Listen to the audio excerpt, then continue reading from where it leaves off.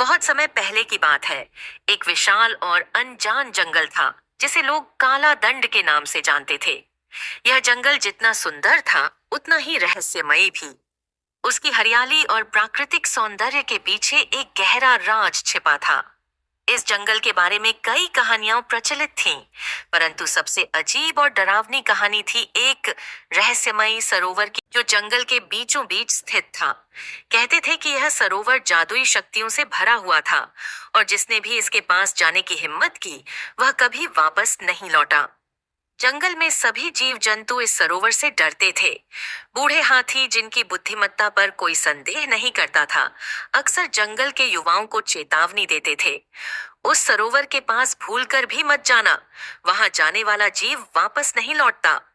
इस चेतावनी को सुनकर सभी जानवर उस स्थान से दूर ही रहते थे। लेकिन जंगल में एक युवा हिरण था जिसका नाम चप्पल था। चप्पल अपनी गति और साहस के लिए प्रसिद्ध था। उसकी आंखों में हमेशा जिज्ञासा और उत्सुकता चमकती थी। वह बाकी जानवरों की तरह डरने वालों में से नहीं था और उसके मन में यह सवाल बार बार उठता था, आखिर उस सरोवर में ऐसा क्या है? क्या यह सचमुच खतरनाक है या सिर्फ एक कहानी? चप्पल ने ठान लिया कि वह इस रहस्य को सुलझाएगा। उसने अपने दोस्तों और परिवार से इस बारे में बात की। उसके पिता, जो जंगल के सबसे बुद्धिमान हिरणों में से एक थे, ने उसे समझाने की कोशिश की। बेटा, उस सरोवर के पास मत जाना। वहां अनगिनत जंतु गए हैं और फिर कभी लौटकर नहीं आए। वह सरोवर कोई सामान्य स्थान नहीं है। वहां जादुई शक्तियां हैं जो हमें नुकसान पहुंचा सकती हैं। लेकिन चप्पल के अंदर की जिज्ञासा इतनी प्रबल थी कि उसने अपने पिता की बातों को अनसुना कर दिया। उसने मन ही मन तय कर लिया कि वह उस सरोवर तक जाएगा और देखेगा कि आखिर सच क्या है। अगले दिन सुबह सुबह जब पूरा जंगल सो रहा था, चप्पल चुपचाप सरोवर की ओर चल पड़ा।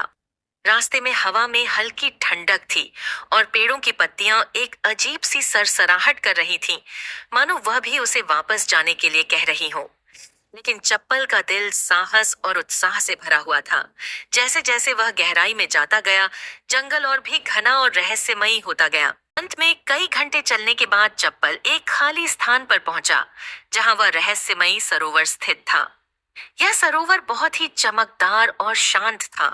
उसके पानी में इतना साफ प्रतिबिंब दिख रहा था मानो कोई दर्पण हो।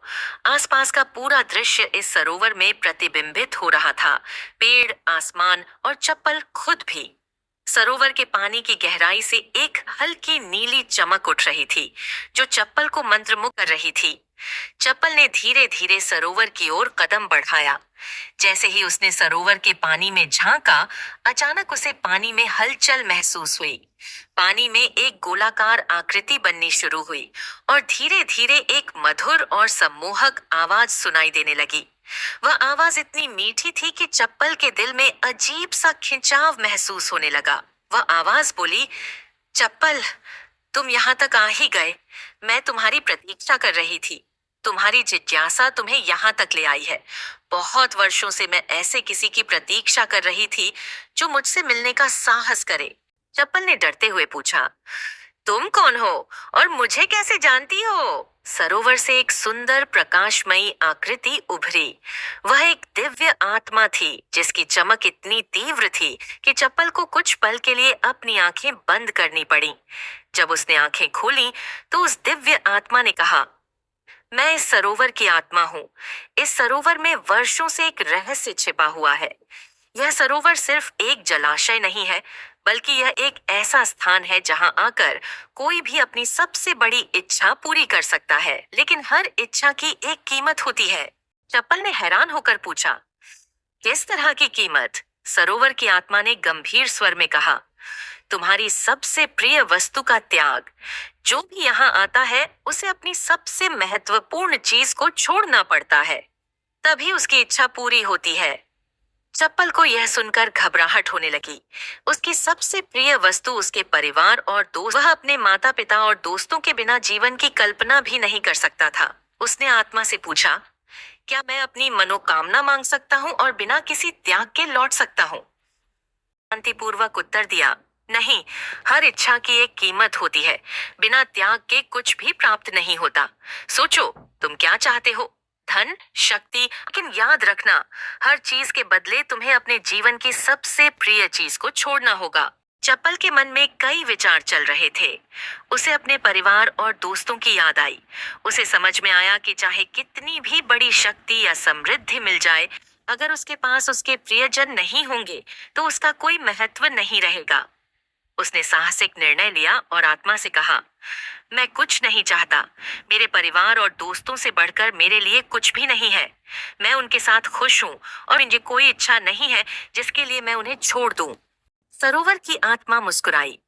उसकी आंखों में एक अजीब सी चमक आई। उसने कहा, तुमने सही निर्णय लिया है चप्पल। जो अपने प्रियजनों से ऊपर कुछ नहीं रखता, वही वास्तव में सबसे धनी है। तुमने वह पा लिया है जो बाकी सब खो चुके हैं। जाओ और अपने जीवन में सच्ची खुशी का अनुभव करो। यह कहते हुए आत्मा धीरे धीरे सरोवर में विलीन हो गई। चप्पल ने चैन की सांस ली और जल्दी से वहां से लौटने का निर्णय लिया। उसने महसूस किया कि जीवन में सबसे महत्वपूर्ण चीजें वे नहीं हैं जो हम पा सकते हैं, बल्कि वे हैं जो पहले से हमारे पास हैं। हमारे प्रियजन, हमारा परिवार और हमारे दोस्त। वापस आकर चप्पल ने अपने परिवार और दोस्तों को इस रहस्यमयी सरोवर की कहानी सुनाई। सबने मिलकर निर्णय लिया कि वे इस ज्ञान को कभी नहीं भूलेंगे।